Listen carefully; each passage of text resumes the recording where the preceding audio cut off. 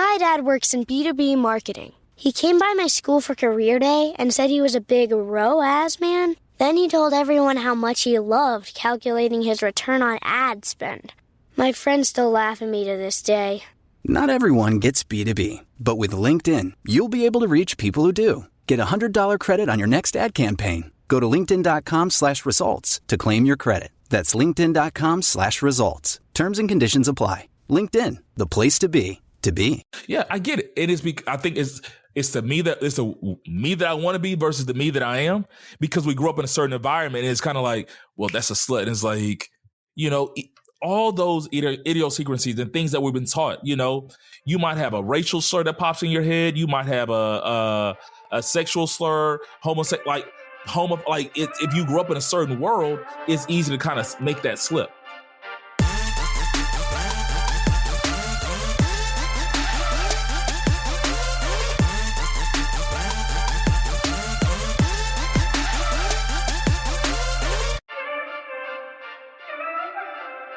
What up? It's Three Brothers No Sense. I am Tavares Ferguson, a.k.a. Ferg. Join my co-hosts Rozzy and Buff. By the time you hear this message, it will be the day after Father's Day. It will be the day after Juneteenth. So let's go ahead and get it started. Fellas, tell them what's on your mind. First of all, Fauci got that thing. So prayers up for my doctor, Dr. Fauci. He caught COVID. So he says he's got mild symptoms. So I think everything's cool on that end. We should be good to go. Did y'all see that Kim Kardashian up the Marilyn Monroe dress? Y'all don't care at all? So, she wore it to the Met Gala. You guys know what the Met Gala is, right? Okay. She wore it to the Met Gala. She was too big for it. And so she didn't even zip it all the way up. Like they pinned it and she put a jacket on over it or whatever. And everybody was going off on her about that, but come back to find out that she damaged it. And so they don't know what to do. So all the Marilyn Monroe fans are super pissed at her about that. But so Kim K got beef with Marilyn Monroe fans? Yep. So she didn't wear a replica. She wore the dress. Okay. You talking about the white dress with the flew up? No, she didn't wear that one. It was like a gold dress or whatever. So it was a different one. It wasn't the white dress, but it still was like a big deal. So I got to ask, what sites do you be on to find this randomness that you be? I follow a bunch of fashion blogs and stuff like that. Okay. So that's usually where it is. I didn't know if you was following Kim K or I didn't know what was going on. I was just nah.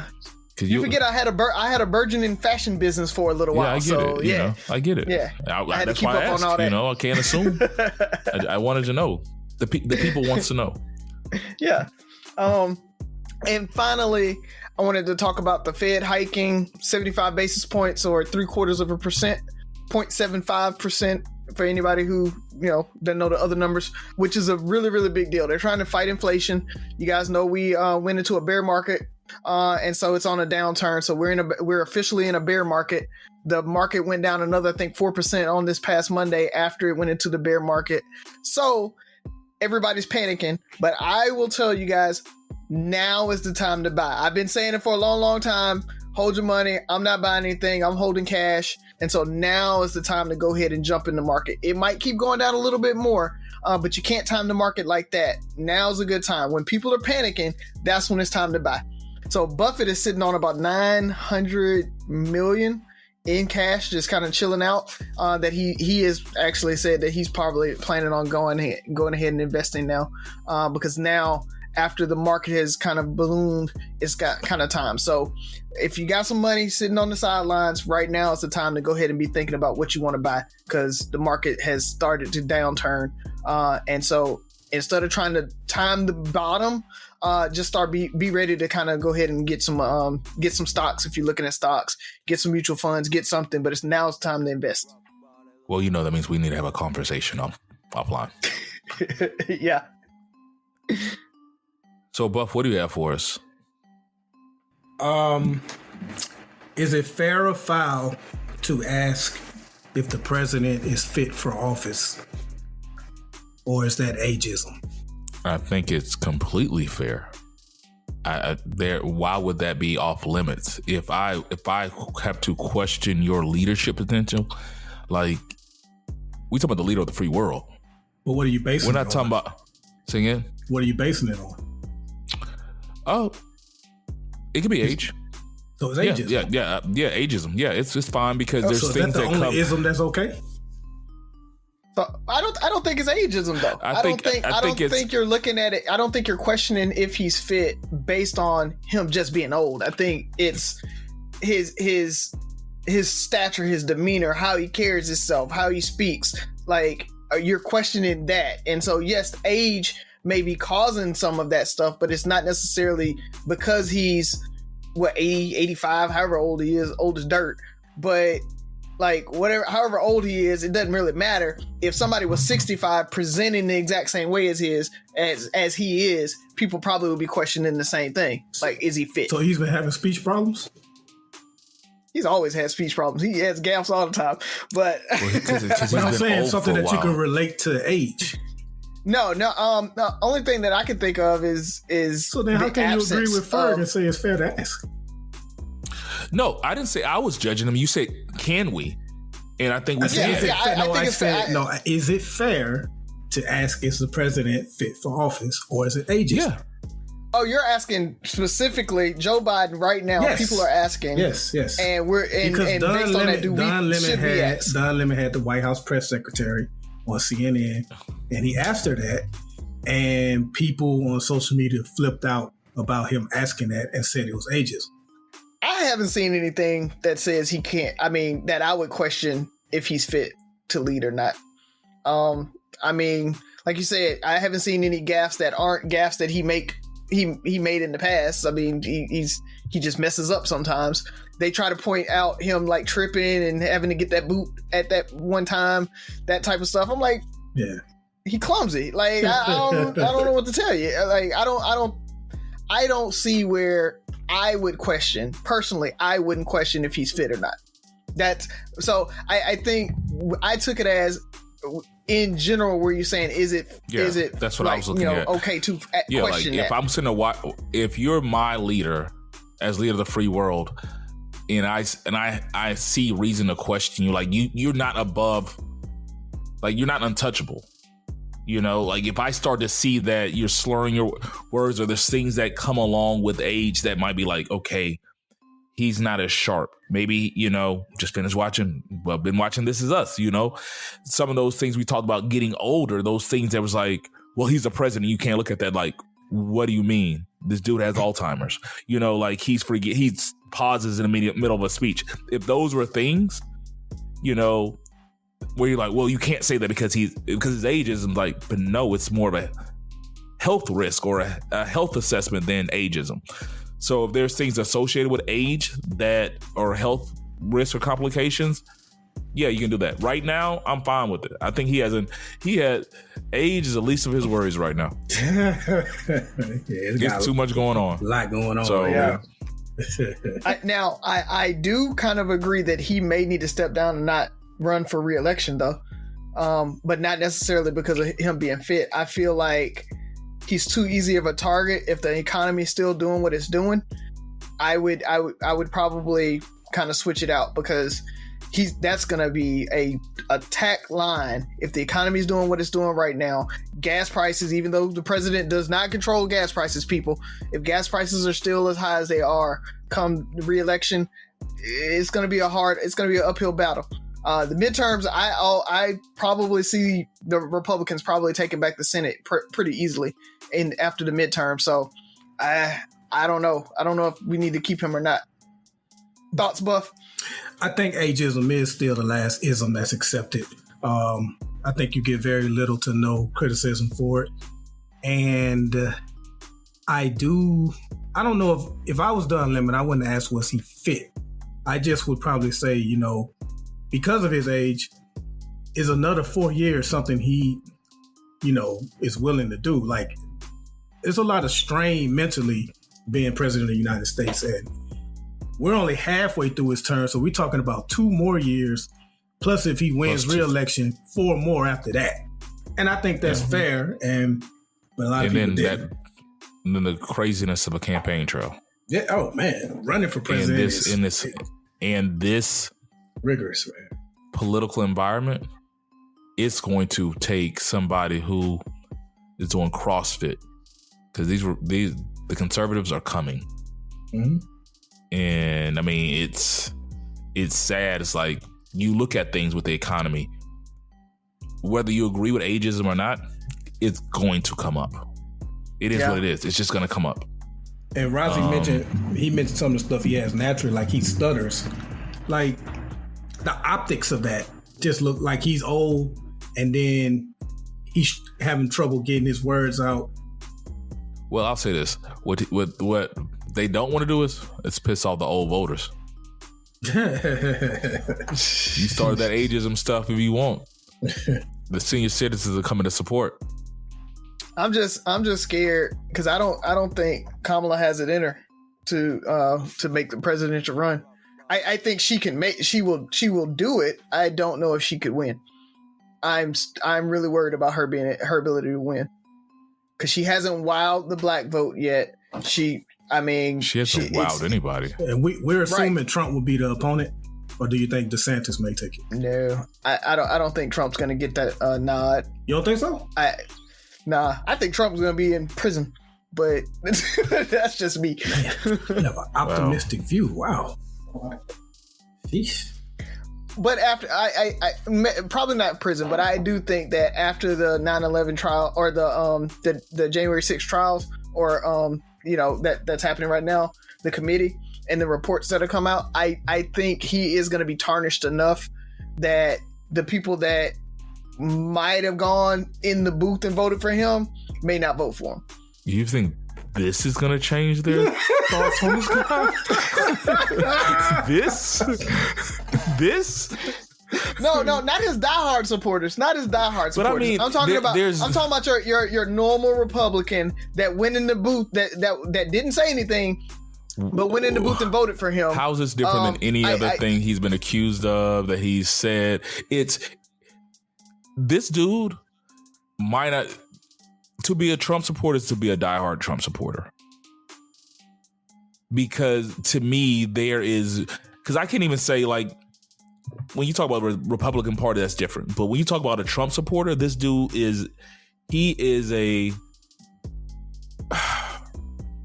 his own thing. Like, he's an entity amongst itself.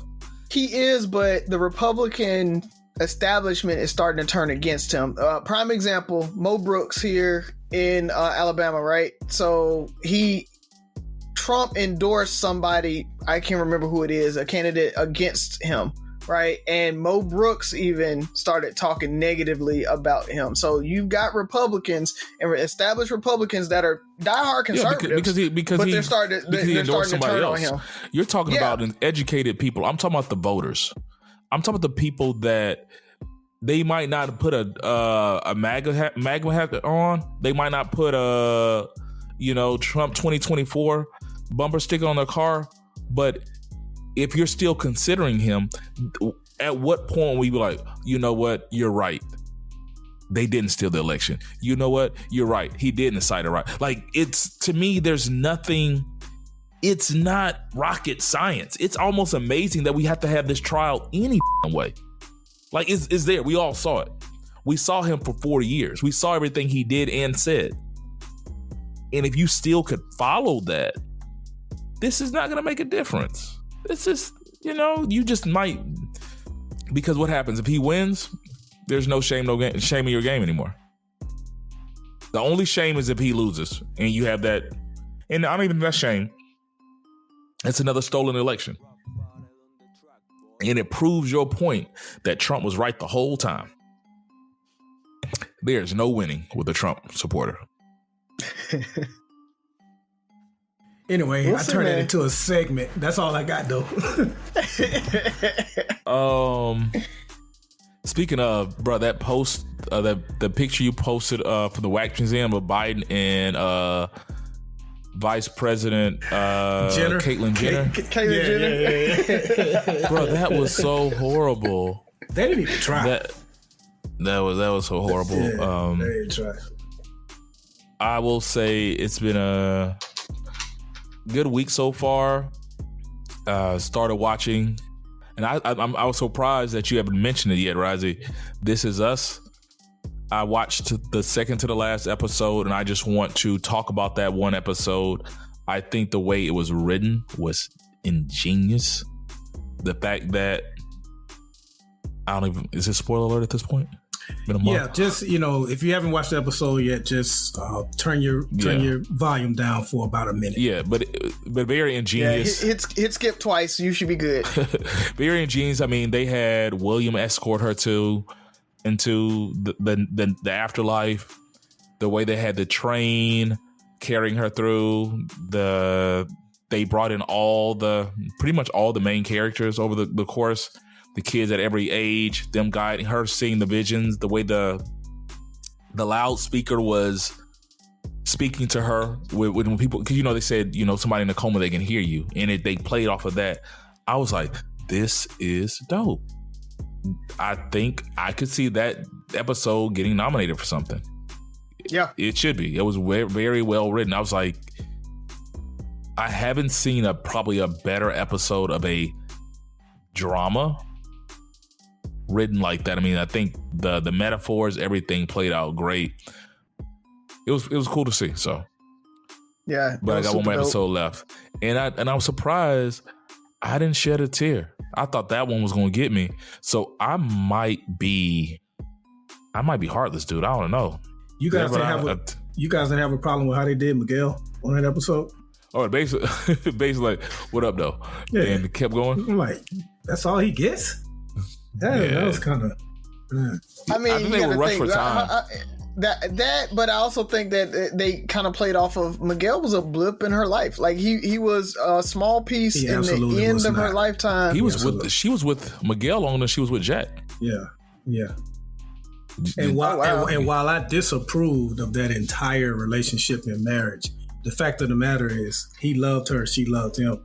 He deserved more than what's happening. He deserved more. William was hating.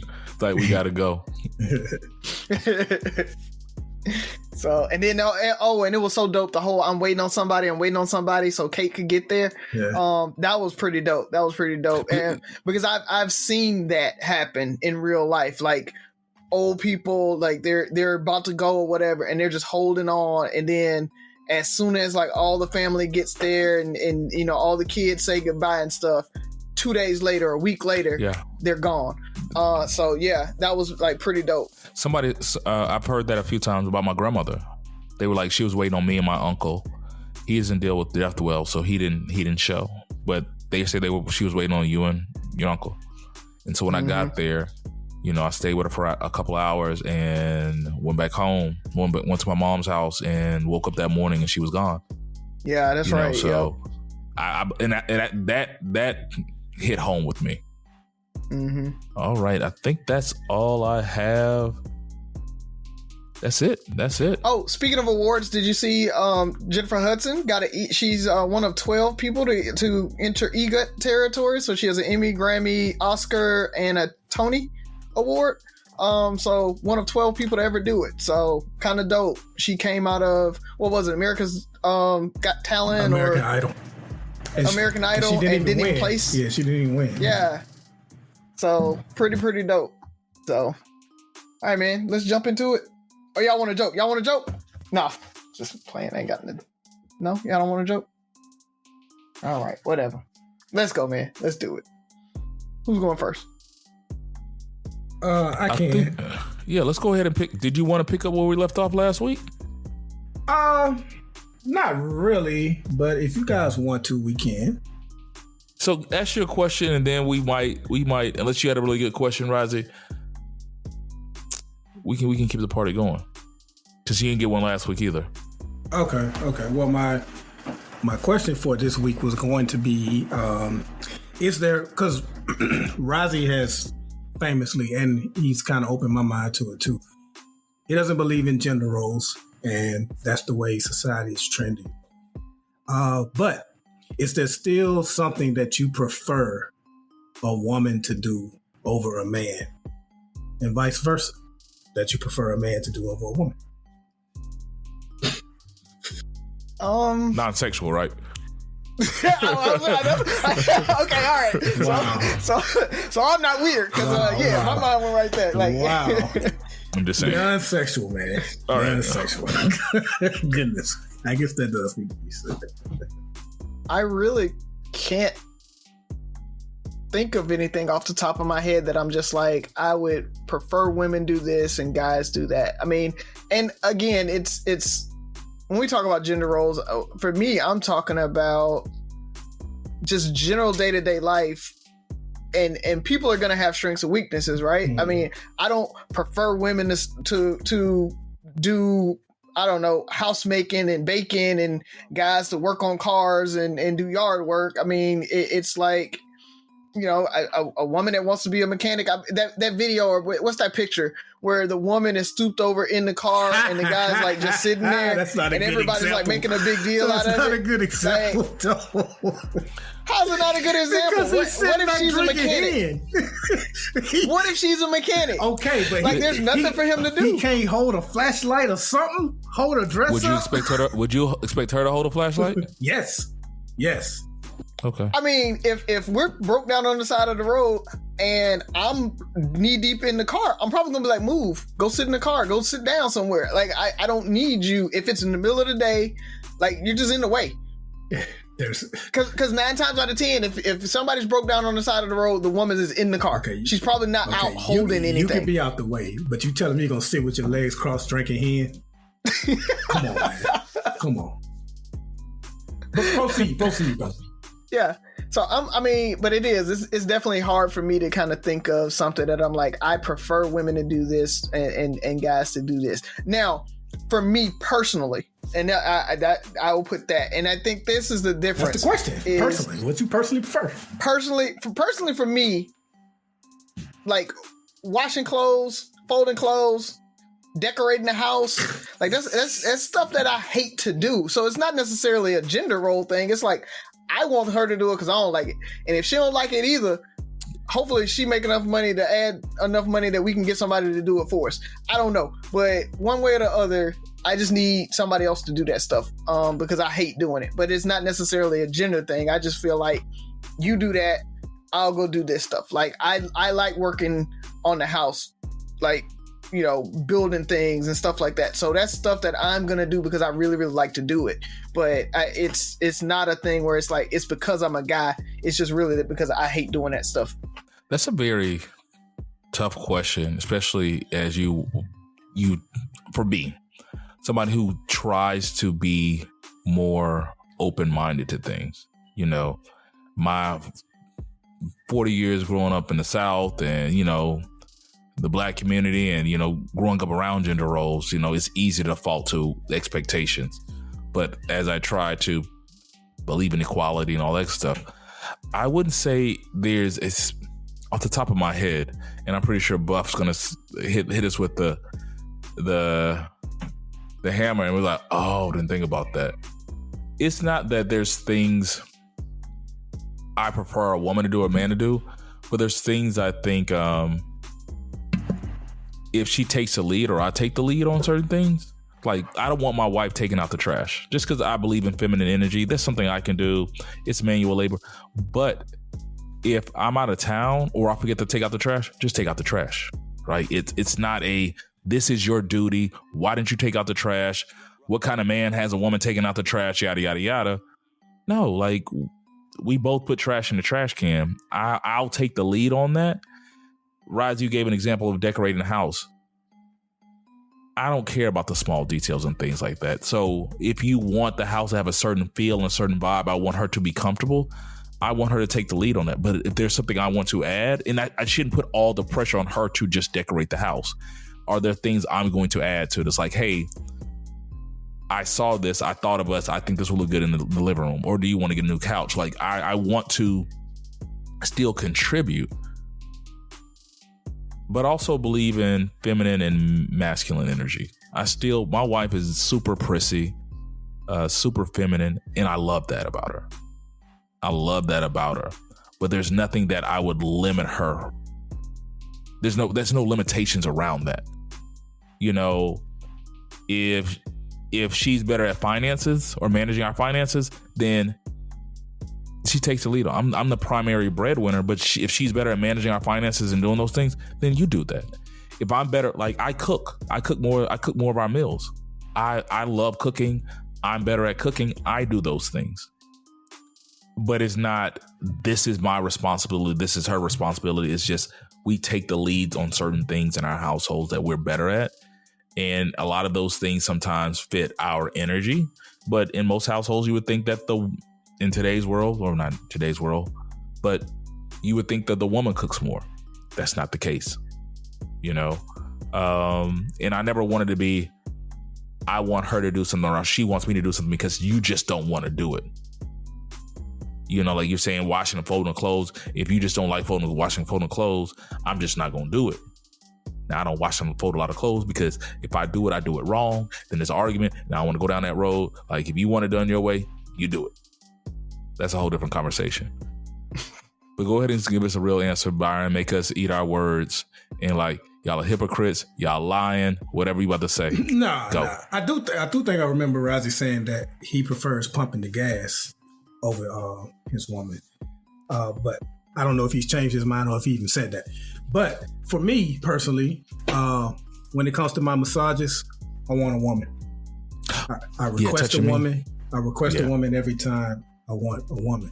And I used to have a male doctor, and I preferred a male doctor because I'm like, he's a man, I'm a man, so he's gonna know if something's wrong with me, he would know before a woman would because he's a man and all that stuff. But after Tabitha had Jasmine, she had like a group of doctors, and the male doctors kept telling her, no, you're not ready to have the baby. You're not ready to have the baby. Wait.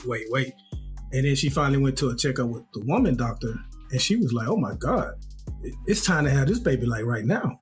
It's like her concern, her care, I don't know, just her attention to detail to me was more. And I just feel like overall, right or wrong, I just feel like women will take that extra precaution before a man will. A man will say, you're fine, or maybe you can do this or that. A woman, I think, will take. So I prefer a woman doctor now, and I have a woman doctor and dentist. So those are the two areas I prefer a woman in. Not saying that for the entire profession, I think all doctors and dentists should be women. But for me personally, same thing with masseuse. I don't think all masseuse should be women because, you know, the ladies like getting a massage too. So I'm sure some of them want a man. But for me, when it comes to my deep tissue massage, I want a woman. Now, but I'm pretty sure Stennis can give you a better massage. He can get them big buff shoulders. He can get in there, work your trapezius. Don't worry about it. Don't get that deep. I'm good. But you know what? Those are good examples, especially because when I thought about it, I'm thinking about the relationship between my wife and I. I didn't think about outside of our world, outside of like the common things like I could work for a woman the same way I would work for a man. But when it comes to personal care, I'm going to use your example.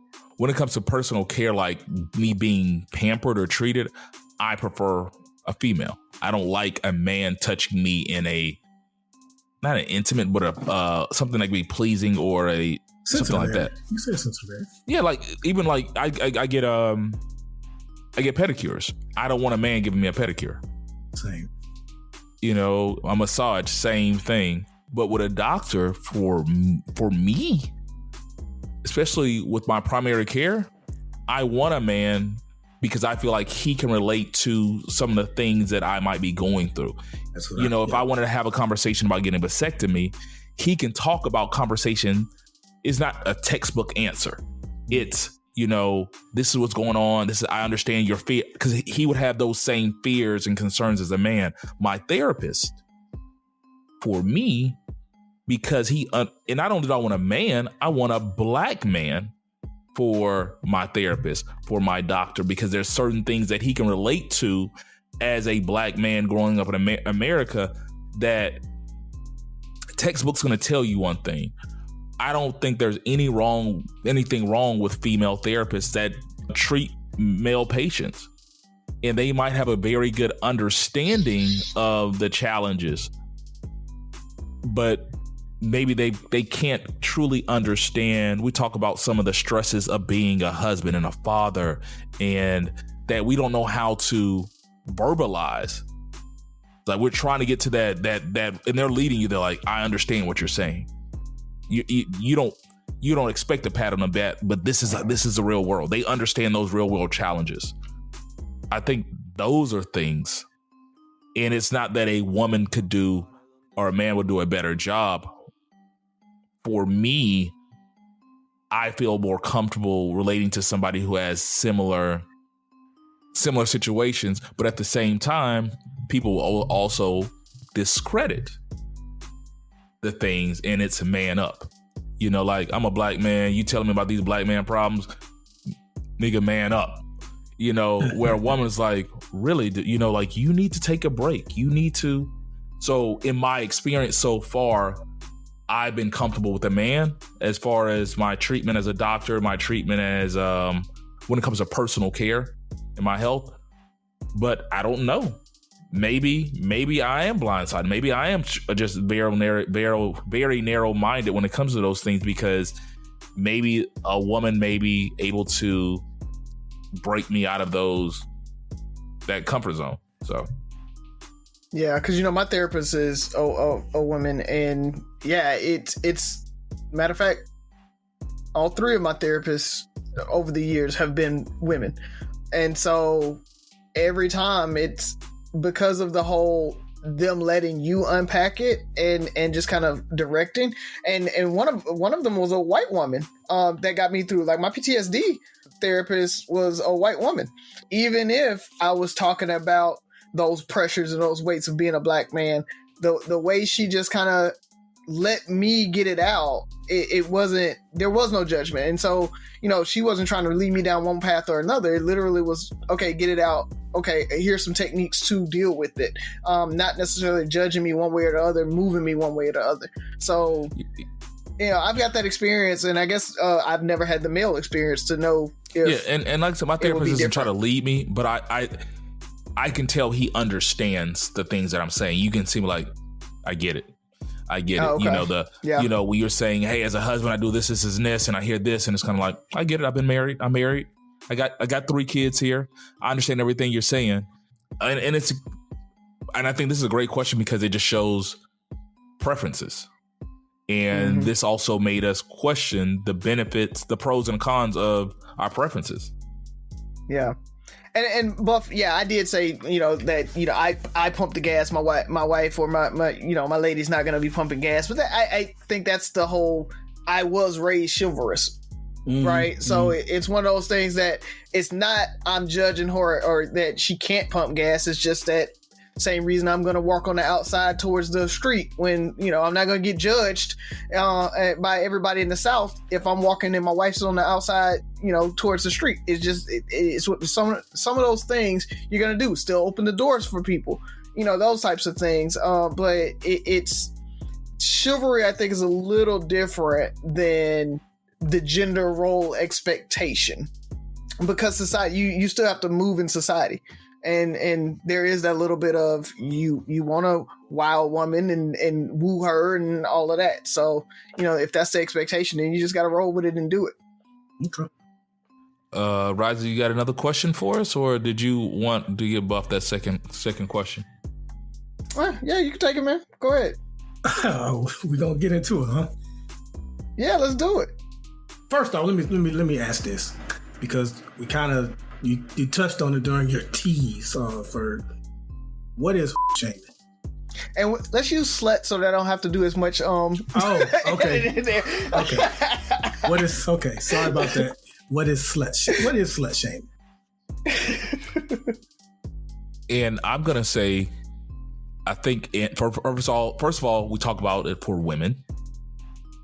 It is us putting a negative connotation on a woman's sexuality that doesn't fit the norm, where we're saying she should be this very mild, meek, chaste, like, just, we want this perfect woman. We want this. So anything outside, and it varies. But if a woman cannot have the same sexual prowess as a man, So anything that over sexualizes a woman or her showing being over sexual, we gonna talk about it. Yeah, but the flip side of that is if she doesn't know what she's doing in the bed and we get with her, then you're gonna talk about it. Oh, she's dead fish, she's prude, this, that, and other. So it's like you want the freak in the sheets, but you don't want to have no experience or no practice in that. Like you can't have it both, bruh. Yeah, you can. You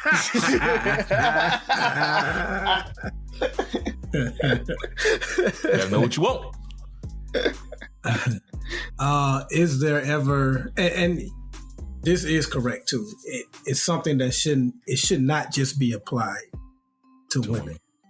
That's and I think, but I guess my pushback, and not even really pushback, my question is, okay, this feels like it's a correction of, slut shaming being targeted only to women.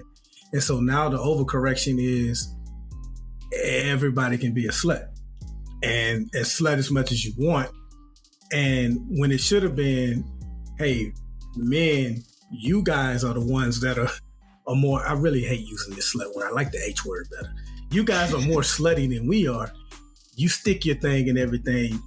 You're the ones that should practice a little bit more discipline when it comes to it. Why? If that's our natural urge, we both have slanging pipe to everybody is not the safest thing. So that's one of the whys. You can sling pipe safely. Not really. Nah. I mean, you gonna trust your life? You gonna trust your life with a piece of plastic? Yes. Every time. It's 99.9% every effective. Time. Yeah, and the FDA just approved anal sex condoms. No, so what I'm saying is, I'm not telling somebody how much sex to have. What I'm saying is, we've been fed lies where men are told we should go out and have sex with everything, and then women are told to be this, very prude, proper lady being. And at the end of the day, if we both have sexual urges, if we're both young and we're dating and we're not married, we're not fully committed to each other, I want women to date more. I feel like it would help the healing process. When a woman is 22 years old and she meets Ferg in the streets and she wants to be in this relationship because the world told her she should be in this relationship with me, but she's not mentally ready to do that. She's not emotionally ready to do that. And at the end of the day, most likely it's going to hurt her in the long run. Not because I'm a bad guy. It's just because she put herself in a situation that was 9 times out of 10 not going to work. Every relationship you're in that you didn't get married didn't work. All of it failed. Every one. No matter how many precautions you took, every one of them failed. And it's go enjoy life, where guys don't have to lie to you to be with you, where you don't feel like you need to be lied to be with you. I want women to have the freedom. I want them to go date. Now, that's because I'm out of the streets. It sucks. It's going to take some time for men to accept that, because we weren't taught to accept that. We weren't taught to accept a woman's sexual nature. And so we're going to continue to call her a slut because in our mind, we can't deal with her being just as sexual as us. I know plenty of women who are super dope, who are just as sexual as the guy next door. Super dope. And I respect the hell out of them. They knew that they weren't trying to be in a relationship. They knew they weren't trying to get married. They knew they weren't trying to, and they enjoyed having sex. They enjoyed being able to the freedom to date and be with who they wanted to be with. Now they weren't just, in a week sleeping with 7 different dudes. But if they feeling Rozzy, they gonna hook up with Rozzy. They might mess around with Rozzy for a couple of months. A few months later, they might mess around with Buff. They did what they wanted to do. They weren't trying to fit in somebody's norm because they were told they can't. Because I could date one girl and then date her homegirl. But if she dated a homeboy and then dated another homeboy, she's a slut. I mean, I've seen it happen, and I feel like they turned out a lot better than some of these chicks that were trying to play this role or this game. But, you know. Yeah. I agree. I think it comes down to what do they want and society be like. If they want to have sex with a guy, I feel like they should have sex with a guy. It's their body, their decision, and I don't think there should not be a stigma around it, because like Ferg said, a guy can have sex with a girl and there's no stigma. He can have a sex with one girl today, one girl tomorrow, one girl tomorrow. Shouldn't that have been the direction we went in? Like, but why is it wrong? I don't think so. Because you guys said you can't have sex. A condom doesn't protect you from everything. I mean, it doesn't. I mean, I'm not saying you go out and be irresponsible. You can't just say that you can safely just do it. But if safety is not, I think you're combining two things that, I mean, you want to put together, but everybody doesn't put together. But you asked why. You originally asked why, and that was my answer to why. That, well, for one thing, it's not all that safe to just sleep with any and everybody. Okay, you can, and let's say you want to. That's one of the things you consider. I want to be safer. I'm gonna do.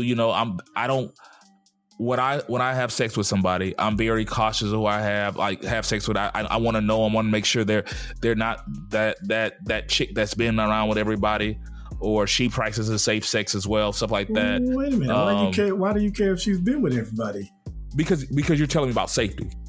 Okay. Because now I'm thinking about law of averages. I'm just thinking about safety, not about her, not about like, oh, she's a slut. It's because like, okay, if we're about to hook up and she's not trying to practice safe sex as well, and I know that she might be, if we met tonight or we've been just talking for a few weeks and she's ready to go raw dog, maybe not.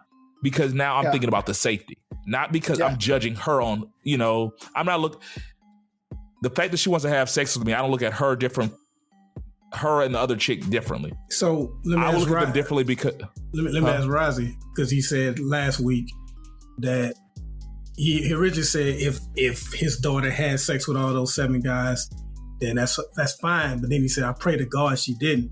Why do you pray to God she didn't? Just like what you said, right? It's not safe, right? And on top of that, as a dad, I want my daughter to be chaste. I do.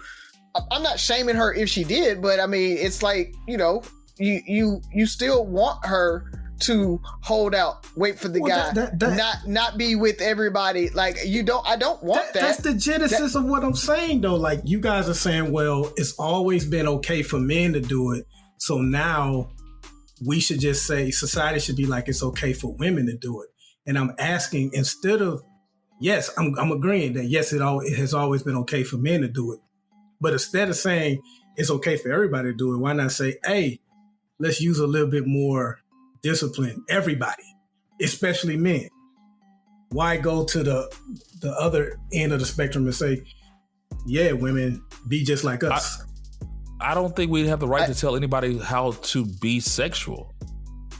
Yeah, now, there's in a perfect world, we didn't have a right to call them sluts and stuff, but that's because we were taught they were sluts. So yeah, we did have a right, because at that time that is what the definition of slut was. We were wrong, but my thing is, if you take somebody who is, let's say we're young again, we're 21, 22 years old. I'll tell you, I was very picky.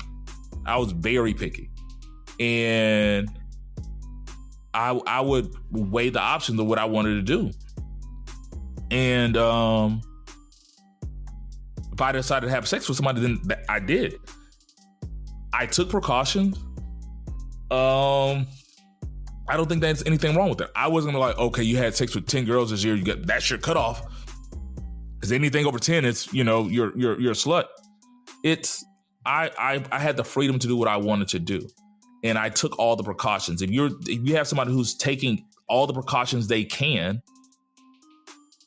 then I can have sex with one person with a condom and still get pregnant, STD, whatever the case may be. So it's like you said, it's not 100% safe. But when I do, I choose to be as cautious as possible.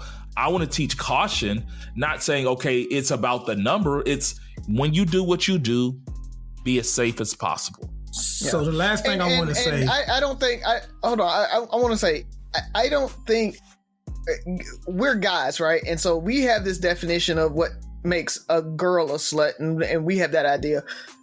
Ladies have a cutoff where they're like, oh, that dude's a slut. Yeah. They do that too. Don't think that they don't have, nah, don't mess with that dude. Oh, buddy's been with everybody. They do that as well. So it's just that I think that bar's a lot higher to get to slut status for a guy. But there are guys that they look at and say, he's sleeping with everybody. Like Ferg said, we know he tries to raw dog every girl, so he's safe. And so I think that's a little bit of where we're trying to get everybody to, is like, err on the side of caution. Yes, you shouldn't be out with everybody, raw dogging everybody. You shouldn't be unsafe with it.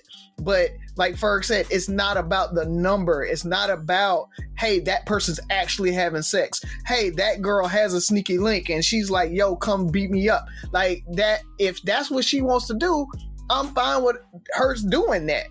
I think you guys are taking what I'm asking and saying it as telling people what to do. I'm not saying we should start telling people how much sex they can have.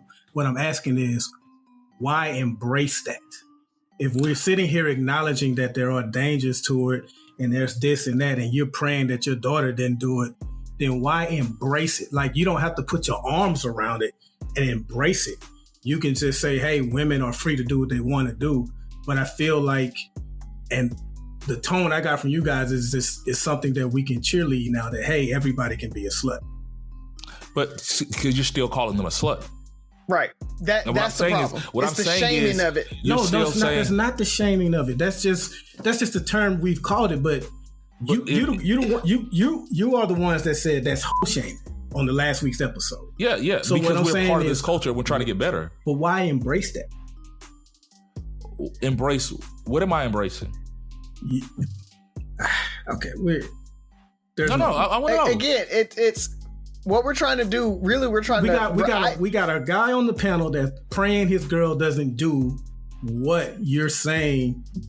You're damn near encouraging everybody to do. No, we're not. See, I think that's the disconnect right there. We're not encouraging them to go out and have sex with 5, 6, 7 guys. What we're saying is that we hope you don't. We hope you make good choices. We hope that you do find the one, or, and be safe and all of that. But if you do that, I am not shaming you because you did that. It was your body, your choice, what you did, totally up to you. And so I'm not going to shame you for that. So there's a big difference of, hey, I want to do this. It's no different than if somebody's a crackhead. I'm going to try my best to don't go down and be a crackhead. Don't use drugs. Let's help you get off of the drugs. Damn well, but I'm not going to shame you for it. You know you go crack. I might crack some jokes. Come on now. I might crack some jokes. We keep it with my crackhead uncle. Is this the barbershop or is this the barbershop? Look, but what I'm saying is I'm not looking down on that person because they did that. And women slut shame just as much as we do.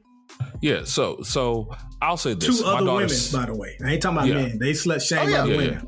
Oh, yeah. Because we got to think, this is the beginning of the conversation.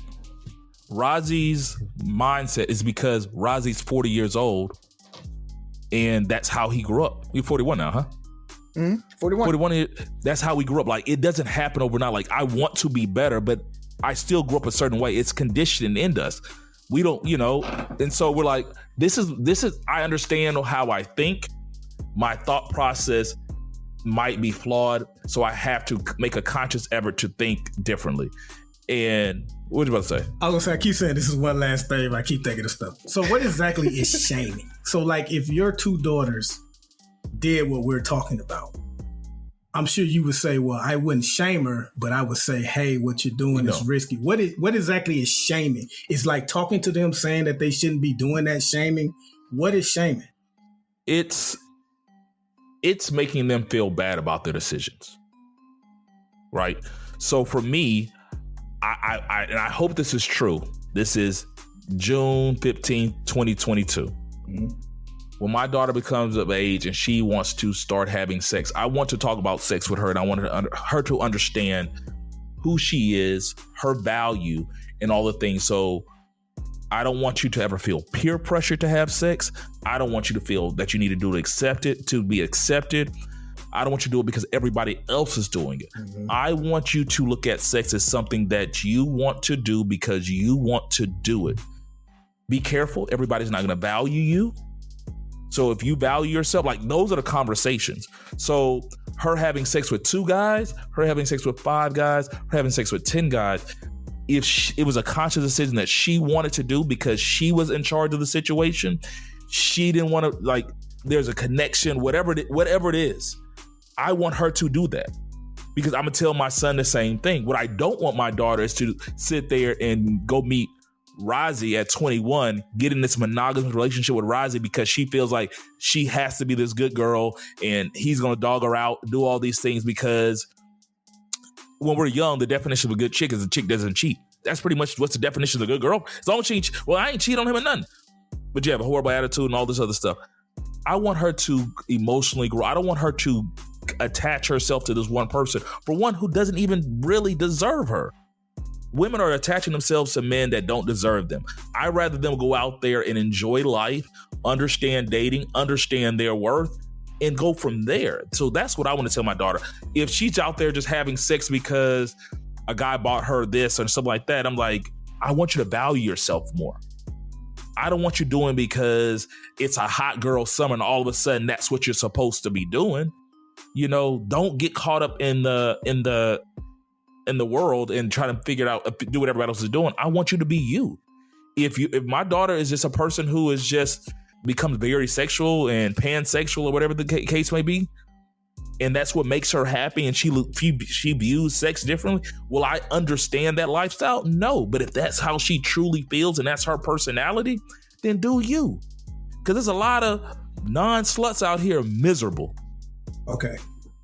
All right. Well, even with embracing it, can we all admit that everybody slut shames, even if it's we grew up in the culture, and I think a little bit of that. Why I say I hope my daughter isn't is that I know how society's going to view it, right? Okay. And so that's that a little bit of that trying to protect her and put my arms around her. Like, I hope she's not doing that because I know she may get slut shamed, right? If like Ferg talked about, she's pansexual or she gets in a poly relationship or something like that, she has to understand baggage comes with that, and I want her to understand that. It's nothing wrong with it. It's just the world we live in today does not accept that. I appreciate you brothers educating me. I was still a little, I guess I'm still a little throwback on that, but I use this show to help me, embrace different ways. So I'm picking up what y'all putting down. Because I feel like it's hurting people. Like, there's a new movement where they're telling women to date. What is dating? You know, if I met a single woman today and she was not in a monogamous relationship, I would think that she would be dating multiple people, trying to figure out what she wants in the world. Because when I was single, if I was in a relationship, I'm dating. Z knows, when she met me, I had fools. I was dating. That's what I was doing. I was trying to figure out what I wanted, rather than I find that one person and I just attach myself to them, and I'm stuck. It doesn't even have to be sexual. I just think a lot of people not keeping it real though. Like, I think when people hear this show, they're gonna nod their head, and I'm gonna be the villain this episode, and they're gonna agree with you guys. But the people that they love the most, they don't want doing it. And they will dish out some level of slut shaming themselves on that person. Yeah, I get it. It is. I think it's the me that I want to be versus the me that I am, because we grew up in a certain environment, and it's kind of like, well, that's a slut. And it's like, all those idiosyncrasies and things that we've been taught. You might have a racial slur that pops in your head. You might have a sexual slur, if you grew up in a certain world, it's easy to kind of make that slip. And when it gets put in your face, of course, Rozzy probably wants Haley to, be a virgin when she gets married and, be a nun every dad wants that for his daughter because in a perfect world, but it's like that's not the world we live in. And because it sounds good, when she gets married, what does that do for her? You know, does she know how to navigate life? Does she appreciate life? Does she appreciate sex? Does she know how to, if she needs to teach or whatever it is, it's our, you know, I want my daughter to be healthy emotionally and spiritually whenever she finds that connection with whoever. And I want her to find that.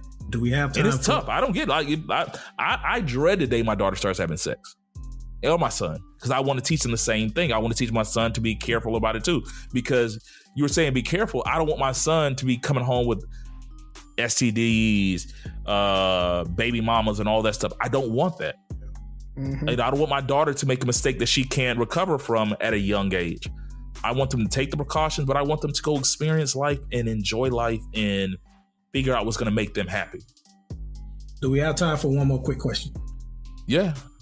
Let's do it. You got another one for us? You got a three? No. One of y'all. No. One of y'all. Yes. Razi, what you got?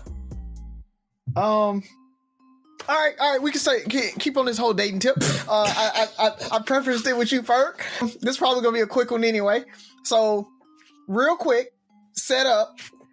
Is dating a step sibling wrong? Just yes or no. Gotta figure out what a step sibling is. Step sibling, like stepsister, stepbrother, whatever. So step means that we aren't biological. Our parents married. We maybe grew up, say 16, 17, our parents married, and then we end up dating. I don't think I would do that. Is that wrong? I don't think I would do that. So, I'm thinking in-laws. That's what I'm thinking. I'm thinking in-laws. You're thinking in-laws. Okay, yeah. Okay, I'm saying like, you know, how's that bad? Step. We grew up together? Maybe. It's wrong. How else do you not? It's wrong. So is it wrong? Let's look at them separately then. Did we grow up together, or say, like I said, 16, 17, our parents got together, so we didn't really grow up together? So out of those, is it different? So I'm at fam. I'm at fam, right? Right. My mom gets married. She's dating. She gets married, and I go to the wedding. Right. And his daughter is Z. there. Like I'm like, ooh, she cute. Right. You might not even know that that's his daughter. I don't even know that's his daughter at first. Oh, that is different. That's different. When we grown, like we meet as adults. And we meet in that's why I said 16, 17. You're not at fam yet. You're still in high school. We eating dinner together. Y'all eating dinner together. We brother and sister. Fine. We brother and sister at that point. So that's wrong. If we get in the same house, we're in the same house, and you know, new daddy dropping me off at football practice, and you in the back seat. If we ride in the back seat together, it's wrong. But we literally just met. It's wrong. Okay, so it's wrong. All right. So that was just a setup. That's a setup. Okay. So now flip it. Ferg, you talked about thinking about in-laws. Haley dating some boy. Uh-huh. They serious. Maybe they get married, and he got a real fine mama. And I see her, and I'm like, ooh, she fine. So as an in-law, is that wrong? The first one's morally wrong, I think. This one, not as much, but I think your relationship could jeopardize their relationship. He ain't gonna care if the mama fine enough. I'm not gonna care.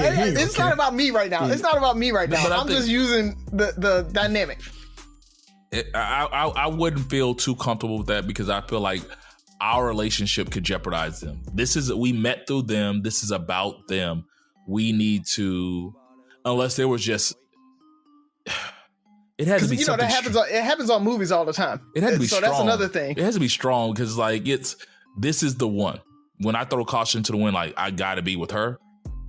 And that's, I guess you take that, you take whatever comes with it. But just like, oh, her mama fine, and I'm just trying to smash or whatever, and we'll see what happens. Like, you know, like there's another move down the table to somebody else you can get at. I think that's very opportunistic. Buff, thoughts? Yeah, I wouldn't want to ruin my child's, make it awkward like that. Ruin their, not ruin their relationship, but definitely it would cause something. So yeah. Okay. So that was not morally wrong. That one's more so just kind of like it's awkward for your kid. Yeah, it's a bad move just because it would, if it could affect them. Like it's you and her break up, and now why your daddy do my mama like that? And now we arguing about how did we get here? They're defending Haley defending you. Her son's defending her, and now Haley and him are beefing because you can't y'all can't be at the kids' soccer games together. But nothing. What if mama just trying to have fun though? Just a little, nothing serious. Yeah. Just a little. Yeah. What if she hits on me? She just wants you to tighten up every now and then. I think it's the same situation because it has the ability to go wrong. Now, am I saying will we still do it? We do wrong every day. So I know. I'm just saying, right or wrong, or would we do it? That's the three answer separate right things. There. That's the answer right there. Good question. What say you, Razzie? Because you've been trying to. Question one is hard because, like, when I talk about like a 16, 17-year-old just meeting somebody, it's very easy to kind of start clicking. And if y'all click enough, it's very easy to start falling in love with that person on some other stuff. Like, it's not like y'all grew up and, y'all were kids and y'all took baths together and that type of stuff, where you're in-law or step siblings, but you're step siblings from very young age. So I think at like 13, 14, 15, it gets to be where I think parents have to watch out for that. And I think that's one that it can get awkward very easily. I do think it's wrong. I'd say wrong. It is. I think it's just wrong, but I think it happens. And that's one going back to that whole, I can see it happening. And so if it did happen, I don't know if I could really judge those kids too negatively for it. Truthfully, because I don't think the kids are going to associate with that whole, oh, that's my sister now, so I can't date her. Like, you got to think the mind of a 15, 16-year-old. Yeah, but we're in a house together. We're growing up together for the next 5 years. It's like, yeah, at some point you have to accept them as, they might not be my blood sister, but there's a certain level of family. Because now we're family. Now. So they're off limits because they're family. They're off limits will a 15 or 16-year-old think about that though? Well, they need to. They're family. And that's probably what their parents told them. They're family. But their parents told them that, but a 15, 16-year-old, are they really going to think like that? I mean, they going to accept that? To me, that's no different from going to a family reunion and you realize that you're attracted to your cousin. Y'all are family. Y'all just started seeing each other. Y'all are family. It is. You try to have, and I'm not saying it doesn't happen or it's not going to happen. You have to instill it like we're family. Like this is we're gonna go home together tonight. We're gonna eat dinner together tonight. We're gonna be at the same table together tonight. You might walk in me on a bathroom on accident. Like we're family. Like we're eventually that brother and sister stuff is going to kick in. That's very dangerous because I could see the accessibility and stuff being convenient, I guess, the convenience of it all. But it's at the end of the day, it's like we're around each other every day. Mm-hmm. We family. Like in-laws, that's a little different. I agree, and that's on that second part of it. I'd probably go for it. I ain't even gonna lie. Roger be watching this. We know what kind of porn you be watching. No, I was watching a movie where the in-laws did it, and I was like, movie. Yeah. It was more the in-law thing, but yeah. He fast forwarded. It happened on Fresh Prince. He fast forwarded the intro and did the next scene they was eating. So then he had to rewind. That's where the question came from. But it happened Fresh Prince. You remember Will and Lisa, and then their parents ended up getting married. Yeah, that was funny. That was funny. Pardon shots, fellas. It's the sex episode. It is. The only thing I got, man, is if you guys haven't watched Hustle on Netflix, it's executive produced by LeBron James. Queen Latifah's in it. Adam Sandler's in it. Bunch of basketball players in it. It is actually a really, really, really dope movie. The coolest part to me was seeing Adam Sandler and Queen Latifah, like, and their energy about it really felt like they were married. And so you very rarely see chemistry like that on screen, especially from an interracial couple like that. And so that was really, really dope to see. And so, they joked on each other. Like, it really took me to an actual relationship, not this kind of movie land thing. So if you haven't seen that, take an hour and a half, 2 hours out, watch that. Really, really dope. And there's some couple basketball players in there that actually can act really, really well. So I was surprised at that too. So yeah, check that one out. Cool. Speaking of Netflix, where is Extraction 2, Netflix? We're waiting on that sequel. Ready for some mindless action in a movie. But keeping with the sex theme of the show, I just want to give someone some advice. And that is Cleveland Browns quarterback Deshaun Watson. Don't get no more massages, man. And I know that may come across as a joke or whatever. The allegations are serious, but like, don't get any more massages. Like, 2 more women have come out in the last 10 days or something and filed a civil suit. It's up to 24 now. So either he's trying to buy NBC or somebody out of that 24 is telling the truth. But my advice to him would be, if you get clear to this, don't get no more massage. And if you get a massage, you need like 3 or 4 other people in the room with you, dog. You need to get a male massage. Screw what you said earlier, Byron, about liking. Like, you don't have that privilege anymore to get a massage by a woman.